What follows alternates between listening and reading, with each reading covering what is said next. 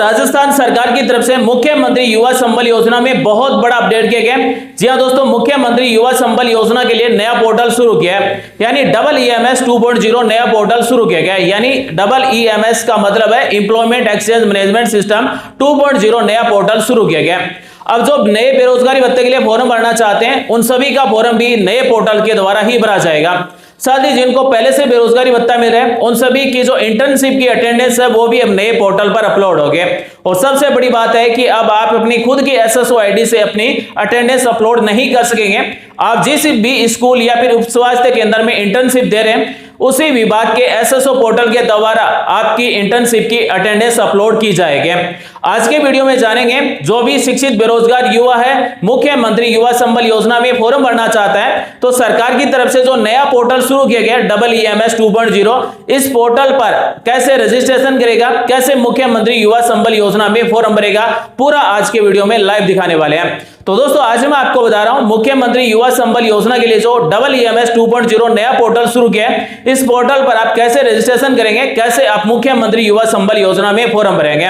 साथियों, राजस्थान सरकार की तरफ से शिक्षित बेरोजगार युवाओं को हर महीने जो महिला है, दिव्यांग है, उनको 4,500 रुपए दिए जा रहे हैं। जो पुरुष है उनको हर महीने 4,000 रुपए दिए जा रहे हैं। और एक जन आधार कार्ड से 2 शिक्षित बेरोजगार युवाओं को हर महीने बेरोजगारी भत्ता दिया जा रहा है और प्रत्येक व्यक्ति को 2 साल तक बेरोजगारी भत्ता दिया जा रहा है, लेकिन इंटर्नशिप जरूरी है। आज के वीडियो में जानेंगे जो भी नए बेरोजगारी भत्ते के लिए फॉर्म भरना चाहता है वो डबल ईएमएस 2.0 यानी एम्प्लॉयमेंट एक्सचेंज मैनेजमेंट सिस्टम 2.0 के नए पोर्टल पर बेरोजगारी भत्ते के लिए मुख्यमंत्री युवा संबल योजना के लिए कैसे फॉर्म भरेगा। वीडियो को पूरा देखना क्योंकि पहले वाले पोर्टल के मुकाबले इस नए पोर्टल में रजिस्ट्रेशन का पूरा तरीका ही बदल गया है। अब आपको रजिस्ट्रेशन सावधानी से करना होगा, अगर आप एक भी गलती कर देते हैं तो आपका फॉर्म रिजेक्ट भी हो सकता है। तो बनिए दोस्तों हमारे साथ, आज का वीडियो शुरू करते हैं। राजस्थान सरकार की तरफ से जो डबल ईएमएस 2.0 नया पोर्टल शुरू किया गया मुख्यमंत्री युवा संबल योजना के लिए, उस पोर्टल पर हम कैसे ऑनलाइन फॉर्म भरेंगे, कैसे रजिस्ट्रेशन करेंगे।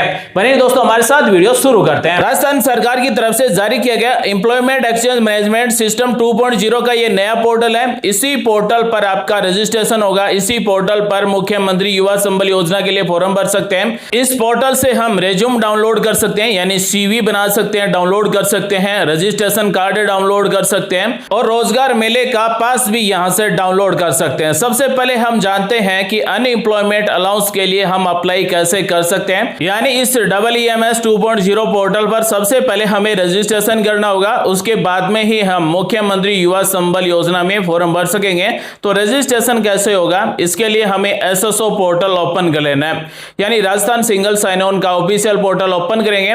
यहां पर अपनी एसएसओ आईडी टाइप करना है, पासवर्ड टाइप करना है, कैप्चा कोड नंबर जैसा दिख रहा है वैसा वैसा टाइप करना है, लॉगिन पर क्लिक कर देना है। अगर किसी का एसएसओ पोर्टल पर रजिस्ट्रेशन नहीं है तो सबसे पहले रजिस्ट्रेशन करना होगा, लेकिन आज के समय में लगभग सभी के पास अपनी एसएसओ आईडी पासवर्ड है। तो एसएसओ आईडी पासवर्ड टाइप करना है। अगर पासवर्ड एसएसओ आईडी भूल गए तो यहां से फॉरगेट भी कर सकते हैं। दोस्तों डबल ईएमएस 2.0 और इस एसएसओ पोर्टल दोनों की ऑफिशियल लिंक है, वो वीडियो के नीचे डिस्क्रिप्शन में आपको मिल जाएगी।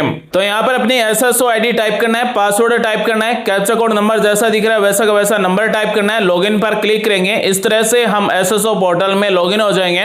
डैशबोर्ड इस तरह से ओपन होगा। यहां पर राजस्थान सरकार की तरफ से जितने भी सरकारी योजनाएं, जितने भी पोर्टल है उन सभी पोर्टल के यहां पर आपको ऐप की तरह मिलेंगे। हमें सर्च करना है डबल ईएमएस यानी एम्प्लॉयमेंट एक्सचेंज मैनेजमेंट सिस्टम 2.0। यहां पर आपको 2 मिलेंगे, एक पुराने वाला मिलेगा, एक नया वाला मिलेगा। यहां पर क्विक सर्च का ऑप्शन मिलता है, इसमें डबल ईएमएस 2.0 टाइप करेंगे तो यहां पर नया पोर्टल है वो इस तरह से आ जाएगा। तो हमें एम्प्लॉयमेंट एक्सचेंज मैनेजमेंट सिस्टम 2.0 यानी डबल ईएमएस 2.0 इस पर हमें क्लिक कर देना है। सबसे पहले जिसका भी ये एसएसओ आईडी एसएसओ प्रोफाइल है उसका नाम मिलेगा और एसएसओ प्रोफाइल में जो भी मोबाइल नंबर जुड़ा हुआ है उस मोबाइल नंबर पर ओटीपी नंबर भेजा जाएगा।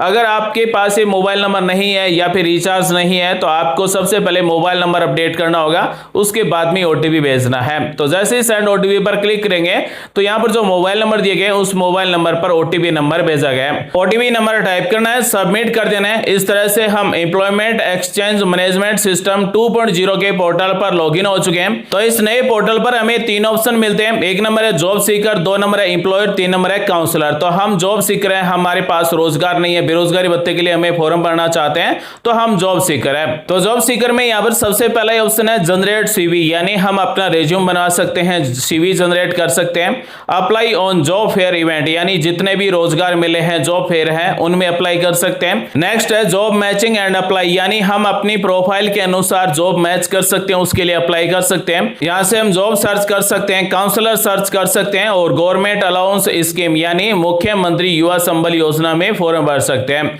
तो यहां पर आपको प्रोसीड का बटन मिलता है जॉब सीकर के नीचे, इस पर हमें क्लिक कर देना है। प्रोसीड पर क्लिक करते ही नेक्स्ट ऑप्शन आता है जन आधार कार्ड। तो यहां पर हमारे परिवार का जो जन आधार कार्ड है उसके ऊपर नंबर दिए गए, वो जन आधार नंबर टाइप करेंगे, सबमिट पर क्लिक कर देंगे। जन आधार कार्ड में जुड़े हुए सभी सदस्यों की लिस्ट इस तरह से आ जाती है। जन आधार कार्ड में जुड़े हुए सभी सदस्यों के नाम लिस्ट इस तरह से आ जाती है। कौन सा सदस्य बेरोजगारी भत्ते के लिए फॉर्म भरना चाहते हैं, उसके सामने सेंड ओटीपी का बटन है, तो उस पर क्लिक करेंगे तो उसके जन आधार कार्ड में जुड़े मोबाइल नंबर पर ओटीपी नंबर भेजा गया है, ओटीपी नंबर टाइप करना है, सबमिट पर क्लिक कर देना है। सारा डाटा जन आधार कार्ड से यहां पर ऑटोमेटिक आ जाएगा।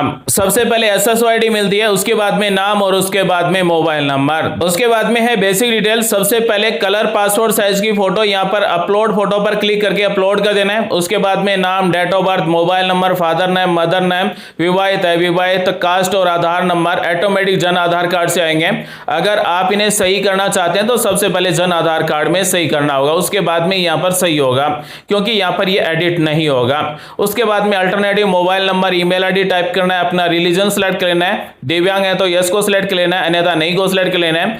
जेंडर यहां पर मेल फीमेल सेलेक्ट कर लेना है। उसके बाद में परिवार की सालाना इनकम कितनी है वो हमें यहां पर रुपयों में टाइप करना है, 1 लाख 2 लाख 1.5 लाख जितनी भी इनकम है वो टाइप करेंगे। अगला ऑप्शन है यूआईडी, यानी पहचान के लिए आप कौन सा डॉक्यूमेंट देना चाहते हैं, आधार कार्ड है, पैन कार्ड है, ड्राइविंग लाइसेंस है। तो हमने यहां पर मान लीजिए आधार कार्ड सेलेक्ट किया है, तो उसके बाद में यूआईडी नंबर टाइप करेंगे, यानी आधार नंबर टाइप करेंगे। नेक्स्ट ऑप्शन है लिंक्डइन प्रोफाइल, अगर आपका है तो यहां पर यूआरएल यहां पर पेस्ट कर देंगे। अगर लिंक्डइन प्रोफाइल नहीं है तो आप खाली भी छोड़ सकते हैं। उसके बाद में एक्स सर्विस मैन है तो यस को सिलेक्ट करेंगे, अन्यथा नो को सिलेक्ट करेंगे।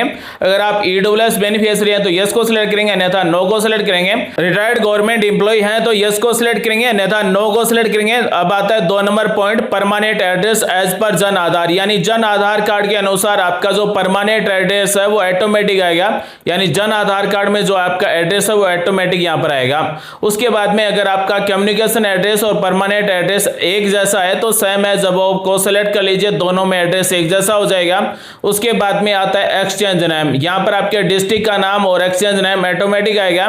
उसके बाद में है एजुकेशन डिटेल, यानी आपकी हाईएस्ट एजुकेशन क्वालिफिकेशन क्या है। इस पोर्टल पर कोई भी रजिस्ट्रेशन कर सकता है, लेकिन बेरोजगारी भत्ते के लिए कम से कम ग्रेजुएशन पास होना जरूरी है। तो यहां पर हम एजुकेशन क्वालिफिकेशन ग्रेजुएट सिलेक्ट करते हैं। नेक्स्ट ऑप्शन है ग्रेजुएट टाइप, तो यहां पर आपने ग्रेजुएशन में क्या पास कर रखा है, बीए, बीकॉम, बीएससी, बीएड, जो भी आपने पास कर रखा है वो यहां से सिलेक्ट करेंगे। उसके बाद में मान लीजिए हमने बीएड पास कर रखा है, तो बीएड कौन से स्ट्रीम से पास की है, स्ट्रीम को सिलेक्ट करेंगे। उसके बाद में ग्रेजुएट कौन सी यूनिवर्सिटी से पास किया है, यूनिवर्सिटी का नाम हमें यहां से सिलेक्ट कर लेना है। कौन सी कॉलेज से पास किया है तो कॉलेज का नाम टाइप कर देना है। कौन से साल और महीने में पास किया है तो यहां पर मंथ और ईयर को सिलेक्ट कर लेना है। नेक्स्ट ऑप्शन है ग्रेजुएट का मीडियम सिलेक्ट कर लेना है, हिंदी या फिर इंग्लिश या फिर अदर। उसके बाद में नेचर ऑफ कोर्स, यानी आपने जो कोर्स पास किया है वो फुल टाइम है या फिर पार्ट टाइम है। अगर आपने रेगुलर किया है तो फुल टाइम को सिलेक्ट करेंगे, अगर आपने नॉन कॉलेज प्राइवेट किया है तो पार्ट टाइम को सिलेक्ट करेंगे। रिजल्ट टाइप क्या है, यानी ग्रेड है या फिर परसेंटेज है या फिर सीजीपी है वो सिलेक्ट करेंगे। मान लीजिए कि ग्रेड है तो कौन सा ग्रेड है, परसेंटेज है तो कितने परसेंटेज है, और सीजीपी है तो यहां पर सीजीपी टाइप करेंगे। उसके बाद में दोस्तों अब एनसीओ कोड बदल गया है, यानी पहले वाले बेरोजगारी भत्ते के लिए हम फॉर्म भरते थे तो उस समय एनसीओ कोड दूसरे आते थे, लेकिन अभी एनसीओ कोड दूसरे आ रहे हैं। तो एनसीओ कोड आपकी जो हाईएस्ट एजुकेशन क्वालिफिकेशन है उसी के अनुसार यहां पर आपको सेलेक्ट करना है। जैसे उदाहरण के लिए मान लीजिए अगर किसी ने बीएड पास कर गया है तो सीनियर सेकेंडरी या फिर सेकेंडरी स्कूल टीचर, अगर आपने बीएड साइंस से पास कर गया तो साइंस सेलेक्ट कर लेना है, अगर आर्ट से पास कर गया तो आर्ट सेलेक्ट कर लेना है। तो इस तरह से आपको एनसीओ कोड सेलेक्ट करना है, आपकी हाईएस्ट एजुकेशन है उसी के अनुसार सेलेक्ट करना है। उसके बाद में एम्प्लॉयमेंट डिटेल या फिर वर्क एक्सपीरियंस, तो करंट एम्प्लॉयमेंट स्टेटस में आपको अनएम्प्लॉयड सेलेक्ट कर लेना है अगर आप बेरोजगार हैं। तो उसके बाद में अगर आपके पास एक्सपीरियंस है तो कितने महीने का है, कितने साल का वो टाइप कर देंगे, एक्सपीरियंस नहीं है तो 00 टाइप कर देंगे। उसके बाद में are you interested in international jobs, तो अगर आप इंटरनेशनल जॉब चाहते हैं तो यस को सिलेक्ट करेंगे, अन्यथा नो को सिलेक्ट करेंगे। अगर हम इंटरनेशनल जॉब चाहते हैं यानी बाहर से बाहर दूसरे देशों में जॉब चाहते हैं, तो कौन से देश में जॉब चाहते हैं उस कंट्री का नाम हमें यहाँ से सिलेक्ट कर लेना है। उसके बाद में are you interested in private job area, तो यस को सिलेक्ट करेंगे। उसके बाद में आर यू स्किल्ड, यानी आपके पास स्किल है, तो यस को सिलेक्ट करेंगे। क्या स्किल है वो हमें यहाँ से सिलेक्ट कर लेना है। उसके बाद में स्किल की सब कैटेगरी सिलेक्ट कर लेना है। नेक्स्ट ऑप्शन है लैंग्वेज का, यानी हमें कौन सी लैंग्वेज पढ़नी आती है, कौन सी लैंग्वेज बोलनी आती है और कौन सी लैंग्वेज लिखनी आती है। तो हमने यहाँ पर मान लीजिए हिंदी सिलेक्ट करते हैं, तो हिंदी लिखनी भी आती है, बोलनी भी आती है, पढ़नी भी आती है। तो यहाँ पर हम रीड, राइट, स्पीक इन तीनों पर टिक लगा देंगे, चेक लगा देंगे। प्रोफिशिएंसी भी सिलेक्ट कर लेना है कि हम बिगिनर है या फिर एक्सपर्ट है या फिर इंटरमीडिएट है। यानी अगर हमें लैंग्वेज का ज्ञान अच्छे से है तो एक्सपर्ट सिलेक्ट करेंगे, अगर अच्छे से नहीं है तो बिगिनर सिलेक्ट करेंगे। तो हमें जिन लैंग्वेज का, जिन भाषाओं का ज्ञान है उन लैंग्वेज को यहाँ से सिलेक्ट करेंगे। उसके बाद में मान लीजिए इंग्लिश हमें नहीं आती है, थोड़ी बहुत आती है, तो बिगिनर को सिलेक्ट करेंगे। रीड यानी पढ़ सकते हैं, लिख सकते हैं, स्पीक यानी बोल सकते हैं। तो यहाँ पर प्लस पर क्लिक करते ही ये लैंग्वेज ऐड हो जाएगी। तो इस तरह से हमें जितनी भी भाषा आती है, लैंग्वेज आती है, उनको सिलेक्ट करेंगे। उसके बाद में उपरोक्त सूचनाएं मेरे पास उपलब्ध दस्तावेजों पर आधारित है, इस पर चेक लगाएंगे और सबमिट पर क्लिक कर देंगे। तो दोस्तों employment exchange management system 2.0 portal पर हमारा सक्सेसफुली रजिस्ट्रेशन हो जाएगा। यानी इस पोर्टल पर सबसे पहले हमें रजिस्ट्रेशन करना होगा। उसके बाद में ही हम जॉब फेयर या फिर बेरोजगारी भत्ते के लिए फॉर्म अप्लाई कर सकते हैं, अपना रिज्यूम डाउनलोड कर सकते हैं। दोस्तों रजिस्ट्रेशन होने के बाद में डैशबोर्ड इस तरह से आएगा, प्रोफाइल मिलेगा, आपका रजिस्ट्रेशन कार्ड डाउनलोड कर सकते हैं और यहाँ पर मिलता है स्कीम यानी मुख्यमंत्री युवा संबल योजना, यानी बेरोजगारी भत्ते के लिए यहाँ से फॉर्म भरा जाएगा। अप्लाई नाउ पर क्लिक करके यहाँ से फॉर्म भरा जाएगा। फॉर्म कैसे भरना है मुख्यमंत्री युवा संबल योजना में, ये हम वीडियो के पार्ट 2 में बताएंगे। अगर आपको फॉर्म भरना आता है तो अप्लाई नाउ पर क्लिक करके फॉर्म भरेंगे, क्योंकि रजिस्ट्रेशन करते समय हमने सारी डिटेल टाइप कर दी है। तो लगभग हमारा फॉर्म है वो भरा जा चुका है, हमें केवल डॉक्यूमेंट अपलोड करना है और सबमिट करना है। तो मुख्यमंत्री युवा संबल योजना में हमारा फॉर्म सक्सेसफुली सबमिट हो जाएगा। और मुख्यमंत्री युवा संबल योजना का ऑनलाइन फॉर्म आप अपने नजदीक किसी भी ई मित्र से भी भरवा सकते हैं। दोस्तों आज मैंने आपको बताया राजस्थान सरकार की तरफ से मुख्यमंत्री युवा संबल योजना के लिए नया पोर्टल शुरू किया, यानी EEMS 2.0 पोर्टल शुरू किया गया। इस पोर्टल पर आप कैसे रजिस्ट्रेशन कर सकते हैं और कैसे आप बेरोजगारी भत्ते के लिए फॉर्म भर सकते हैं, यानी मुख्यमंत्री युवा संबल योजना के लिए कैसे फॉर्म भरेंगे, ये हम आपको नेक्स्ट वीडियो में बताएंगे।